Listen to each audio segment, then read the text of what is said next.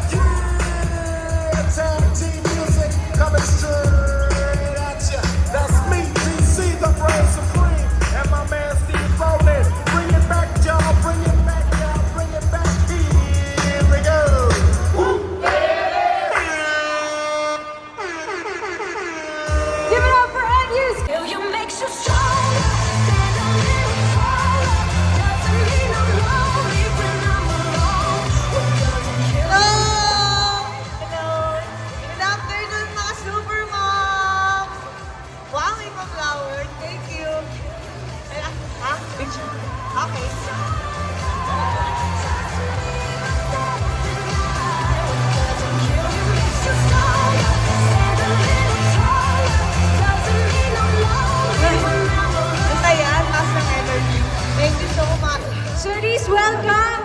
Saan ba ako? Pahigan? Kahit saan po. Kahit gusto ko dito tayo sa road. Nakahiga, no? Hello! Ang hapon po, salamat po sa pagpunta nyo. Siyempre, na-appreciate ko po and ang saya ko din, excited talaga ako for this day na yung makahalubilo ko yung mga moms na nandito. Maraming salamat po for having me, SLM and GMA Regional. Of course, kanina pa sila nag-aantay sa'yo. Oo nga eh. Ako din kanina pa ako naghihintay. Kaya na-excite ako eh. Ang dami na namin na pag-usapan sa taas eh. Kaya ito na, magkakantuhan na tayo. Siyempre ako yung magtatanong, ikaw yung magsasagot. Okay po. Okay. Ang first question natin, baka pwede mo lang i-share sa amin, kahit konti, tungkol sa kung paano ka napasok sa industriya ng acting at syempre ng, specifically yung comedy, kasi syempre, di ba, komedyante ka talaga. Actually, nag-umpisa po ako sa Starstruck Batch 4. Kung natatandaan niyo po, kabatch ko po si Aljur Abrenica, si Chris Bernal, Mart Escudero, and Jewel Mish. Si Rich Asuncion, yan. Una akong natanggal. Akala ko wala nang mangyayari, pero dahil palaban tayo, so after naman ng Starstruck, napunta agad ako sa Star Talk. And then, shortly lang, naging my best friend's girlfriend. Actually, hindi ako pinackage as komedyante before. Siguro, ang pagkakamali ko, ito lesson talaga to para sa lahat. You always be yourself. Ang lagi mong i-portray kung paano ka gusto mas pakita ng mga tao at paano mo gustong irespeto kanila at yes. So, ako, nagpaganda ako. Alam mo, nag-feeling maganda. Eh, ang hirap ng labanan ng ganda. Hindi ko nakalimutan ko yung totoong ako na funny pala ako. Eh, wow, parang feeling ko funny naman ako. So, ang idol ko kasi si Raven Simone. Hindi ko alam kung napapanood na dito ng mga kaedad ko na nananay. Si Raven Simone, That's So Raven. Yon, idol ko siya. Oo, pinapanood ko siya dati dahil lucky kami to have cable before. Yun, nung nag-start talk ako, si Direk Romel Gacho, yung head writer namin sa Starstruck, nagwaki-waki kami na, nagpapatawa kami sa Star Talk eh. Ewan ko kung natatawa kayo, pero try namin magpatawa. Tapos nakita niya, pwede siya. Parang ang package niya sa akin dati, parang Iwamoto, ganyan. Hindi pala, hindi ako mag-work sa pagandahan talaga. Pero Cherise, bago ako pumasok sa industriya, talagang ganyan ka. Nagpapatawa ka talaga. Sa bahay, tahimik ako, pero sa school, makulit ako. Bakit? May mga issue ako sa bahay. Huwag natin natin yan. Pero mahihain ako sa bahay. Pero sa school, doon ako mas creative. Mahilig ako mag-aral dati. Ngayon wala eh, hindi ako mag-aral eh. Hindi pa nga ako nakakapagtapos. Pero siguro pag medyo nakaangat-angat na yung mga anak ko, tapos na sila, pwede ko na isingit-singit mag-aral ulit, di ba? Ikaw pa din yung nakapagtapos. Never stop learning. Pero ang ganda talaga ng journey mo, no? Yung nagpapaganda sa Star Talk, di ba? Tapos naging komedyante ka talaga. What a journey. Ngayon naman, punta naman tayo dun sa love life mo. Aha. Journey mo dyan. Di ba? Share mo naman sa amin yung love story nyo ng husband nyo. Tsaka, ano yung meron siya na parang yun talagang napasabi mo sa sarili mo, papakasalan ko to. Ano siya, napaka-maalaga niya sa akin. Bisan sobra na nga eh. Parang tigilan mo ako. Feeling niya, ang ganda-ganda ko. Kasama ba natin siya ngayon? Wala siya ngayon eh, doon naglilinis ng bahay. So parang hindi siya natatawa sa akin masyado, pero gandang-ganda siya sa akin.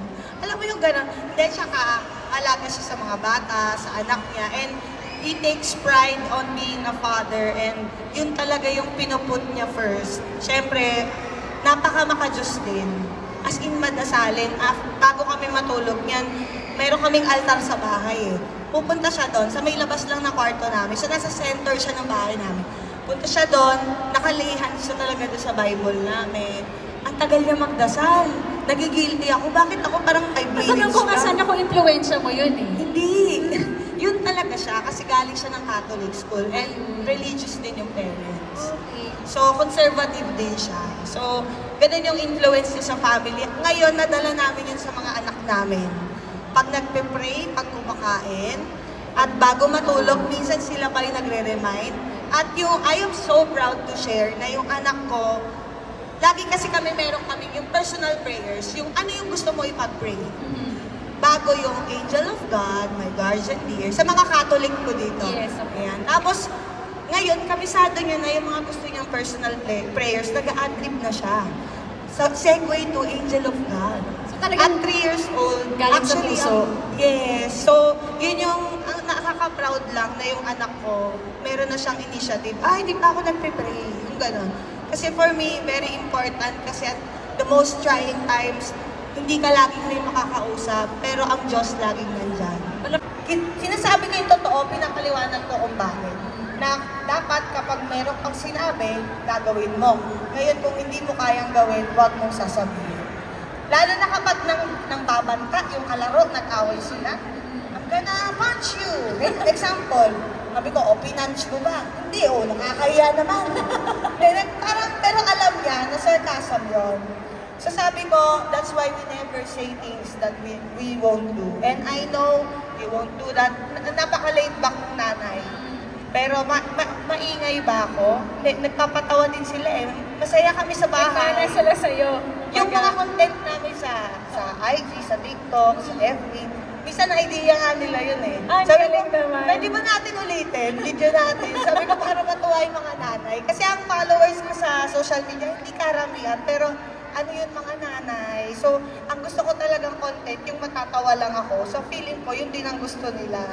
So yun yung sinasabi, balik tayo dun sa una na be yourself. Kung anong gusto mo ipakita Kung sa ano tao, ka, kung ano ka kung talaga. hindi ka mahilig mag-makeup, huwag ka mag-makeup. Ayun. Sa content ko, kung ganito yung itsura ko, gusto ko i-shoot today, ganito yung itsura ko. Kasi I want moms to be able to relate Yes.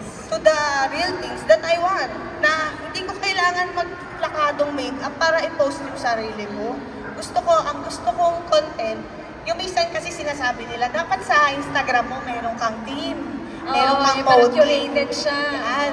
Sabi ko, ang team ko is funny, realism. Yung totoong nangyayari sa paligid ko.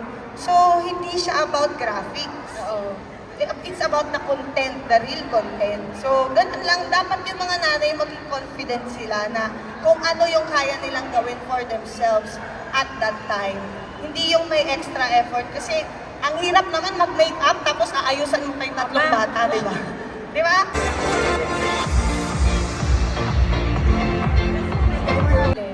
Ano po yung mga ibang values na gusto nyong matutunan ng mga anak nyo? Or sa tingin mo, share mo sa amin anong importante na value sa mga bata? So, isa nga talaga yung pagdarasal.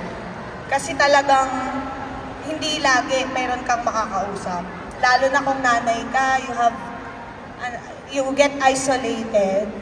And also, ang sabi ko sa mga anak ko lagi, sinasabi pag inaasar daw sila, poor ka, poor. Ano naman kung poor ka? Sabi ko, hindi. Pag poor ka ba, masama kang tao? Hindi naman ganun yun. Hayaan mo sila. Sabi ko, ganito lang yan. You cannot control what others will do to you and think of you. But you can control what you can do and what you say to others. So control yourself. Have self-control. And remember, kapag may sinabi kang masama, may ginawa kang masama, you are hurting yourself. Kasi me, when I do that, I've made a lot of mistakes before. As in, ganito kami mag-usap After a while, when I answer back to my mom, it hurts me a lot because I know I cannot take it back. So, sabi ko sa kanya, ganun lang, you control yourself, have self-control, have self-respect. That's the most important thing. And also, communication. Yun, communication. Can you expound mo sa communication with your kids? Yun nga, ako, madami kaming pinagdaanan na sa family, pero lagi kailangan involved sila. Kasi I believe, lumaki kasi po akong walang magulang. At the age of 4, wala na yung daddy ko po. Yung age of 6, umalis na din ang mama ko. So, naiwan po kami sa iba't ibang pamilya. I did not have the perfect childhood. I'm sure lahat tayo, pero my childhood was extraordinarily painful also. So, ako lang talaga, nakalimutan ko yung gusto ko sabihin. So, ano lang talaga, dati may mga pinag-uusapan sa bahay na akala nila hindi namin naiintindihan. Pero sa totoo lang, alam na alam ko at hanggang ngayon, dumating yung time na meron akong grudge.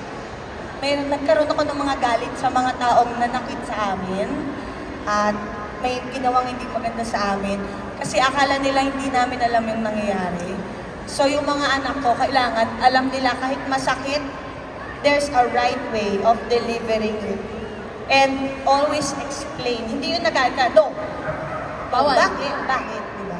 So pag umakyat ng hagdan, sabi ko, baka mahulog ka dyan Pag nahulog ka, baka maumpog ang ulo mo. Mabali ang leeg mo, masakit yun. Pero bahala ka. Ganon. Pero syempre, alam mo, nakabang ka, di ba? Pero lang.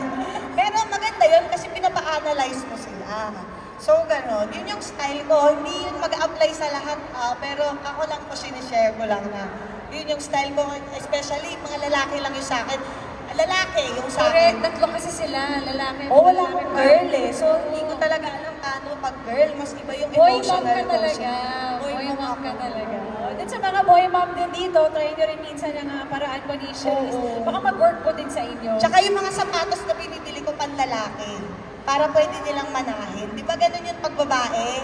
Yung bag mo, yung alahas mo, pwede lang, wala naman magmamana. So sapatos ko, puro panlalaki. Ang thoughtful mo, Cherise, ang galing. Share kami. O di ba? Hindi matipid din in the long run. Di ba? Hindi ka bili na sapatos. Tama. Well, nakakagulat yung nakakapag-isip sila ng mag-isa, diba? Yung mga nag-gets nila, yung mga sinasabi nyo. Ikaw naman, as a mother, what surprised you yung sa journey mo ng motherhood? Ano yung pinaka-nagulat ka? Nagulat ako na hindi ka pala magiging prepared kahit kailan. I've read books, I've attended lots of seminars, I've trained for an IBCLC, about breastfeeding. She trained me somewhat. So, lahat, pero hindi ka magiging ready kahit kailan. And kailangan alam mo na magkakamali ka at some point. So, kapag nagkamali ka, you have to forgive yourself. And it's okay. It's okay to make mistakes. Yes, and that meron talagang mga bagay na hindi mo makokontrol. So, ito nga yung pinag-uusapan namin kanina, naglagay ako CCTV sa bahay. Nakita ko, may kumuha sa anak ko. Paano naman masastop ng CCTV? Yung gano'n. So, parang kailangan talaga magdasal. Because only God can protect everybody. Your children, you cannot protect your child 100%. That's why you have to pray. So we can only do so much. At the end of the day, shower them with love and everything that you can. You shower yourself with love.